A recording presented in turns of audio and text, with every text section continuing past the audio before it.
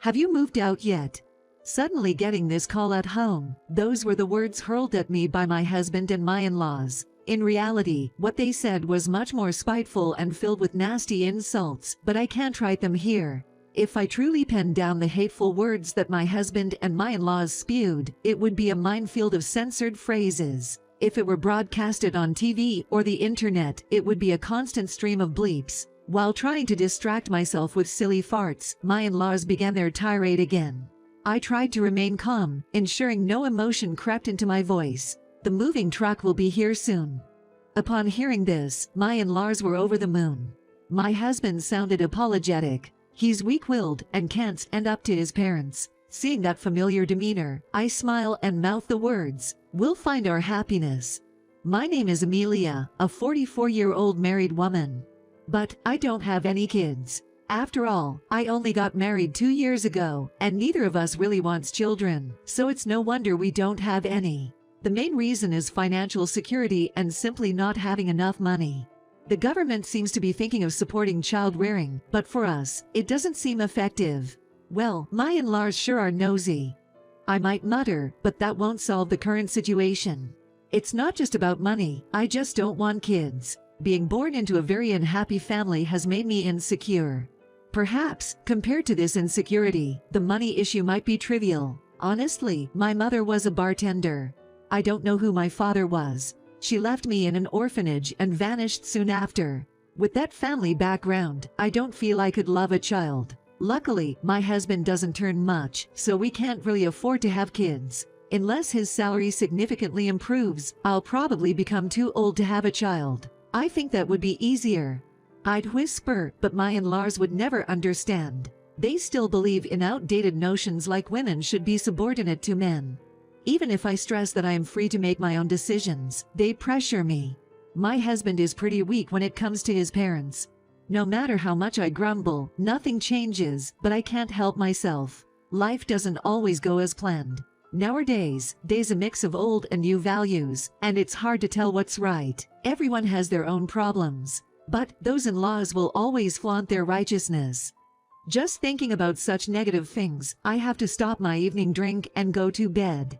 No matter how much I ponder, I can't find answers. Another day would pass, the next day begins, and my routine would continue. I wake up, prepare breakfast, eat with my husband, and then we both head out. During breakfast, we watch TV and chat casually.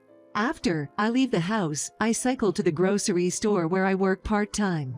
There are some steep hills on the way to the supermarket, but instead of powering through with sheer will, I easily conquer them with the help of my electric bike. Right after getting married and starting my part-time job, the electric bike I bought has been performing wonderfully. Feeling a little pep in my step because of that, I make my way to the supermarket. Although it's an e-bike, I'm still exercising, and I can feel a sweat building under my clothes. In my younger days, I'd spray some deodorant, but now that I'm over 40, I don't bother. Without worrying about my sweaty body, I head from the supermarket entrance to the changing room. Suddenly, a woman in her 20s who was already in the changing room starts yelling at me. "Hey Amelia, your shirt, it's revealing." Looking down, I sigh. Probably because the shirt is thin. It's see-through from the sweat, showing off my, well, rather large chest. Of course, I'm wearing a bra, but since I wore something sultry for some time with my husband, I now look almost like I'm in a swimsuit. Ahaga, what should I do? Should I just let it dry? Hope it doesn't get smelly from sweat. As I casually spoke, the young lady handed me a deodorant spray. "Come on, Amelia, you have such a great figure, you need to be careful. Please always carry a deodorant spray." "Oh, come on, I'm just an old lady. If it's a bit see-through, nobody will notice." "Humph, I get told I have a good figure too, but compared to you, I'm nothing." That's quite the backhanded compliment, the girl said with apparent frustration. Seeing her reaction, I had an epiphany. "Oh, someone told you that you have a great figure. By the look of it, must have been a guy. You do have lovely skin and a balanced body. He's got good taste." "Oh, stop teasing me. I've got to start working." I teased her a bit, and she left, feeling a bit annoyed. She looked genuinely adorable. I saw the cute girl off, sprayed the borrowed deodorant on my slightly see-through clothes, and changed into my work uniform.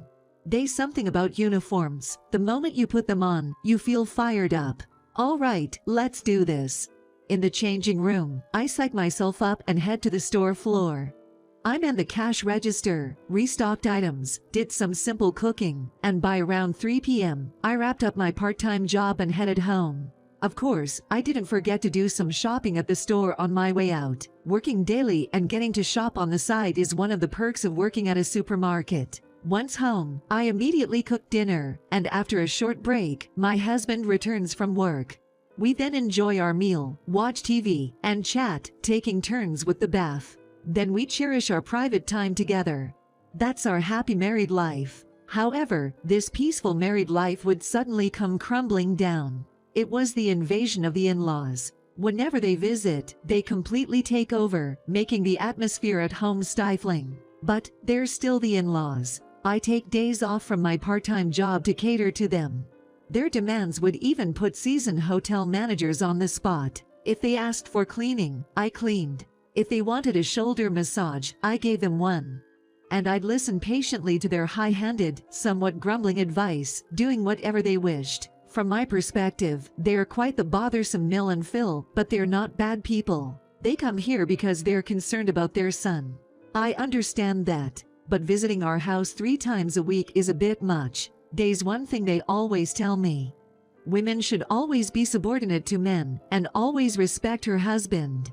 I get the good intentions behind saying that. It's about supporting the man who works outside while the woman takes care of the household. But times have changed. Generally, looking at the current start of US, wages have been dropping, and the cost of living has been rising. In such times, if a woman just stays home, she'll struggle financially. I bet my in-laws are still stuck in the 90s. I can somewhat understand why they might want to forget the recession, but they need to get with the times. Well, I can't say I don't get why some would want to forget about the recession, but I wish they'd update their way of thinking at least a bit. It's just like with the phones nowadays. You need to update your common sense operating system, or you won't be able to install new knowledge apps. I wonder how many apps compatible with the 90s OS still exist today. Just when I was sighing over my in-laws, tragedy struck. A call came from the in-laws' house out of the blue. You need to leave this house. I got it. I had always anticipated a day like this might come. So, I had already scouted an apartment, and I signed the lease on the spot. The next day, after taking care of various procedures, I got another call from my in-laws. Have you moved out yet? Those were the words hurled at me by my husband and my in-laws when I suddenly got this call at home. In reality, what they said was much more spiteful and filled with nasty insults, but I can't write them here. If I truly penned down the hateful words that my husband and my in-laws spewed, it would be a minefield of censored phrases. If it were broadcasted on TV or the internet, it would be a constant stream of bleeps. While trying to distract myself with silly farts, my in-laws began their tirade again. I tried to remain calm, ensuring no emotion crept into my voice. The moving truck will be here soon. Upon hearing this, my in-laws were over the moon. My husband sounded apologetic. He's weak-willed and can't stand up to his parents. Seeing him like this, I smiled to myself and mouthed, "We'll find our happiness." Not long after, the moving truck arrived, and I swiftly packed and completed the move within a day. I was a bit hasty with packing, so settling into the new apartment was a challenge. But that was nothing compared to enduring those hurtful words from before. Now was the time to set things straight. It's time to win my husband back. I shouted in the apartment with boxes still scattered around. After that, I dived headfirst into every job in addition to my part-time work. From web writing, video editing, to crafting and illustrating. I even took jobs just listening to people's troubles and selling goods. I even became an art nude model, which was a bit embarrassing. I took on all these jobs to save money. There's a reason for it. That's the nature of money. Money is valued by those who hold other ideologies and standards of value. I'm sure that even those stuck in the good old days have an app to check their bank accounts. So, I worked tirelessly to save money. Seeing someone working hard touches people's hearts because everyone can understand the value of money. And I was right about that. This happened around 3 months after I started working relentlessly. I got a call from my husband. Your paycheck. It had been 3 months since I last heard his trembling voice. It makes sense. For these past 3 months, every month $10,000 has been deposited into our joint account. Given my husband's timid nature, he must have worried that I might be involved in some illegal activities. He's always been a bit timid, easily scared, but that's why he's so kind. So I reassured him firmly. It's okay. I earned this money legitimately. Don't worry. I'm not worried about that. Just working so hard. Is your health okay? Yeah, I'm perfectly healthy. What about you? I'm fine too. And I can't go into details, but I'll try my best as well. Good, give it your best. After our brief conversation, we hung up. It's not good for a couple to talk too much. For another year, I worked vigorously. A young girl I worked part-time with introduced me to various social media platforms and taught me about the current youth culture. I started making some money from that too. I was just starting to think that maybe it's time to consider starting my own private company. Then, my husband called me again. Hey, can we talk a bit? Sure. Without hesitation, we agreed to meet at a nearby cafe. Excited about this, I took extra care to dye my graying hair. I also meticulously did my makeup and headed to the meeting place, the train station. And there he was, nervously leaning against a pillar at the station. Have you been waiting long? Not at all, shall we? Even though we hadn't seen each other in almost a year, we naturally walked side by side to the cafe.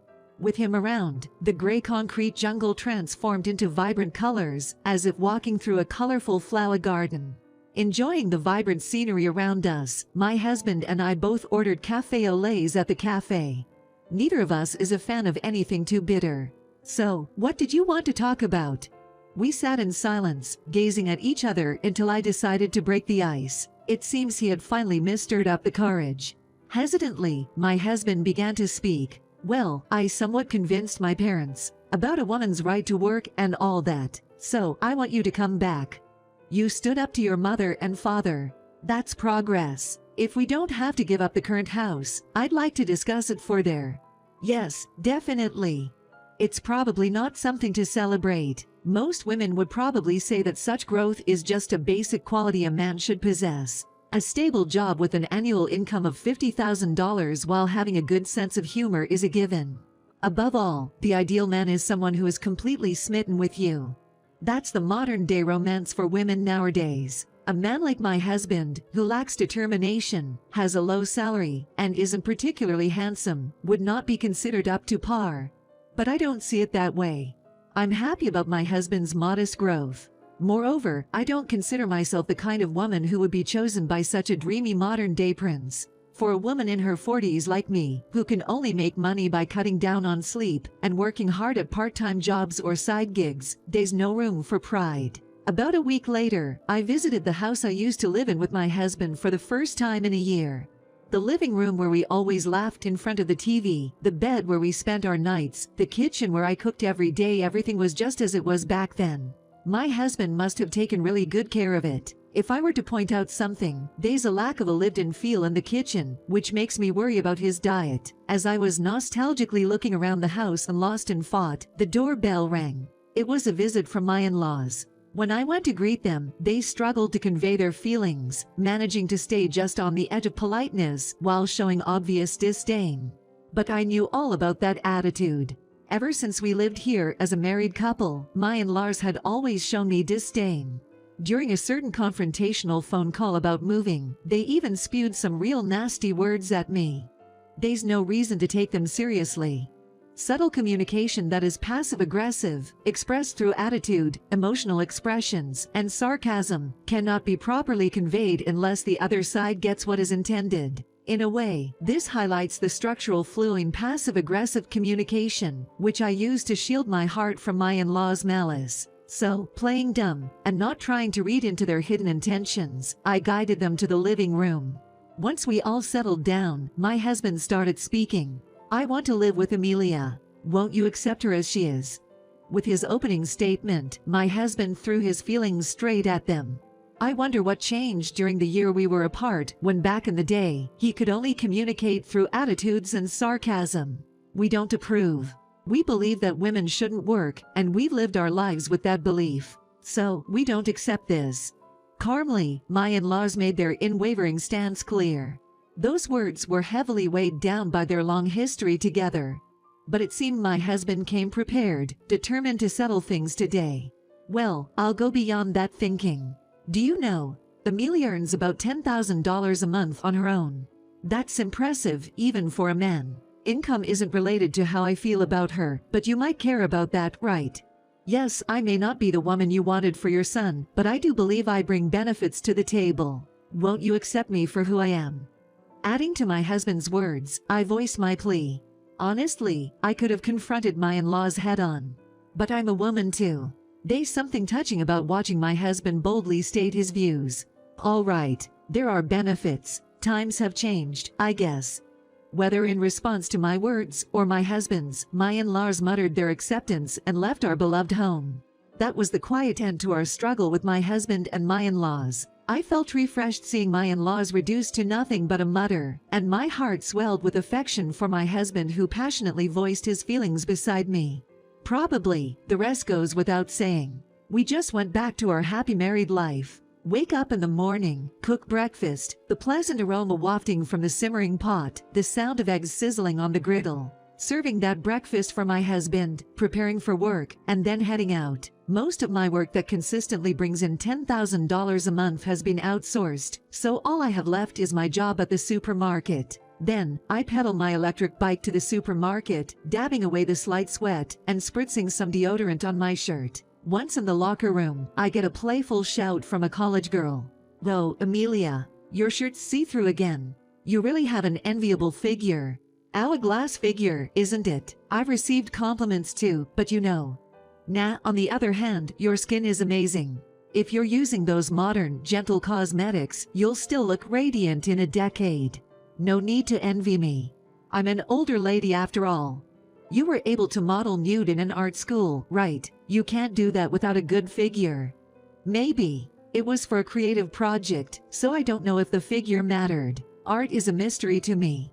Chatting like that with a college girl, I change into my uniform and start my part-time shift. Then, around 3 p.m., I finish work, do some shopping at the supermarket, head home, and start preparing dinner. After spending about 2 hours making a slightly fancy meal, my husband comes home. Timed perfectly with his arrival, I serve the food, and we have dinner together. Nothing much has changed. No, both my husband and I have turned a year older, and the requests for money from my mill and Phil have increased. But on the flip side, the complaints and their weekly visits have decreased from 3 times to fewer. For me, it's a cause for celebration. After dinner, we take a bath and then spend the evening just the two of us. Life here hasn't changed much from before. My husband and I try not to overthink the things we've lost, subtly ignoring the reality that has changed. Maybe that's us escaping reality. Many argue that facing reality and putting in genuine effort is the right way. But we don't desire any of that. Sure, there have been some sad moments, but we want to focus entirely on enjoying the present after overcoming them. Probably, it was possible to thoroughly criticize my in-laws on this one. They always try to impose their beliefs. We can impose ours, and there won't be any complaints. Ask around, and society might tell you that's just how it is. But that doesn't matter. There's no point in confronting, overpowering, and looking down on someone, only to indulge in a fleeting sense of triumph. You'll just end up obsessively putting someone down somewhere down the line. Honestly, I feel I might end up that way too. So, I'll keep this incident to myself. Truth be told, I felt relieved just by the words my husband mustered the courage to say. Pushing it further would only result in more damage for both of us. This incident taught me a lot. Maybe it's crucial to be accepting.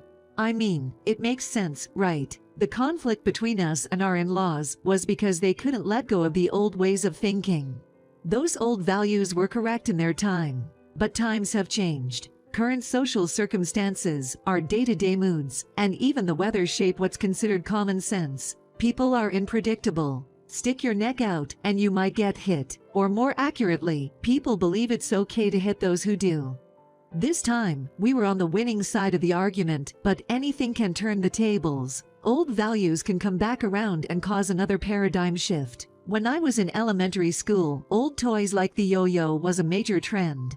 Today, the world may be sensitive to gender biases, but there might come a time when jobs specific to one's gender are considered superior.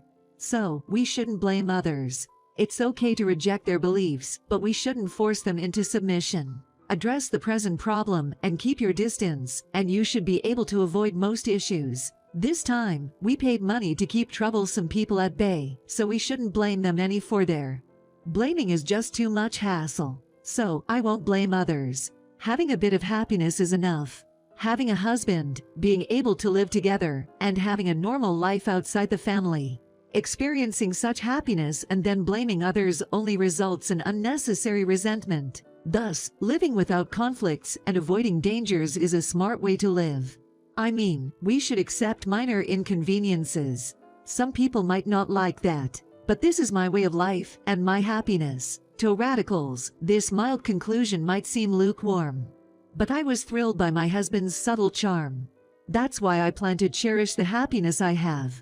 Even if no one understands, I'm content with the joy I hold in my hands.